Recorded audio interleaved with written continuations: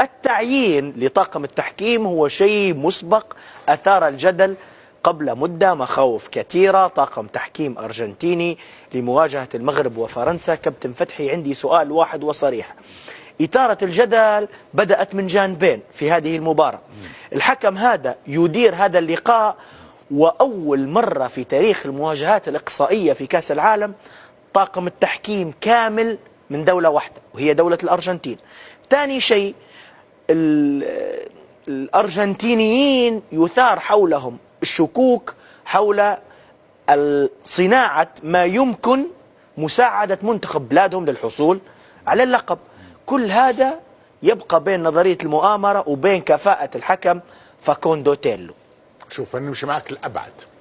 أنت مشيت ربما في كونه كامل الطاقم أرجنتيني، إذا سيعطل الفريق الفرنسي، لأنه الفريق الفرنسي باش يقهو في اثنين.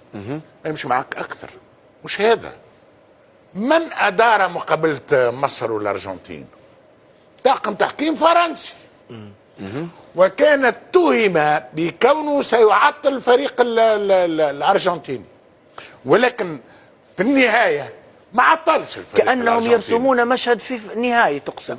ما عطلش الفريق الأرجنتيني، إذا كان عطل الفريق والفريق المصري، إذا هديتنا عدت إلينا. أنا حطينا لكم، هاكا ساعدناكم احنا مع مصر. هيا توا سيدي، أنا نمشي معاك في البعيد أكثر. أنا حطينا لكم الكلهم طاقم تحكيم أرجنتيني. أنا خايف على المغرب، خايف على المغرب.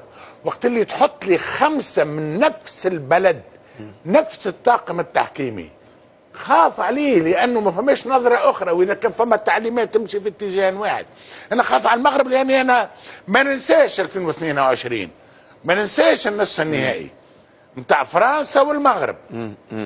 وتحدثنا وقتها وجبتنا على ضربه الجزاء وبالتالي انا خايف، وانه طاقم التحكيم ربما طاقم التحكيم الارجنتيني يقول طاقم التحكيم الفرنسي: هو هديتكم رجعت اليكم. جمال، نبي نسألك من جانب مطمئن شوي. يخاف جمال. ايه، حسيتها نظرته رجله بدات تهز. جمال ما دام رجله بدات تهز وترتوه. ما عادش عندي هالبواقي. طيب نعطيك دقيقة انت ودقيقة نادر. باختصار، اليوم الحديث عن طاقم تحكيم. الدقيقة بتاعي. شكرا. اسست من مهاجم، شيء مختلف هذا. الحديث عن طاقم تحكيم أرجنتيني كامل لمواجهة فرنسا والمغرب فيه الكثير من الشكوك، لكن في شيء مطمن، هي قدرة الاتحاد المغربي وقيادة فوزي لقجع للائتلاف الأفريقي في حزب إنفانتينو. يبدو مطمئن نوعا ما من أي مؤامرات قد تحاك. هو شوف، الحكم هو بروفيل. هذا الحكم كان هو كان قاد مباراة المغرب والمنتخب البرتغالي، وحكم معروف أنه يشهر البطاقات الصفراء يعني بكثرة، وحتى البطاقات الحمراء بكثرة. في هذيك المقابلة كانت شديرة، كان دخل بديل في ظرف 6 دقائق بطاقة صفراء أولى وبطاقة صفراء ثانية، يعني وفي النهاية خرج يعني بطاقة حمراء. هو حكم معروف بأنه يعني كثير البطاقات. والجدل بخصوص تعيين الطاقم للفرنسي، وكان في البداية جدل يعني أرجنتيني حول تعيين طاقم فرنسي لمباراة الأرجنتين مع مصر، ومخاوف من أن يؤثر الحكم على أداء المنتخب الأرجنتيني.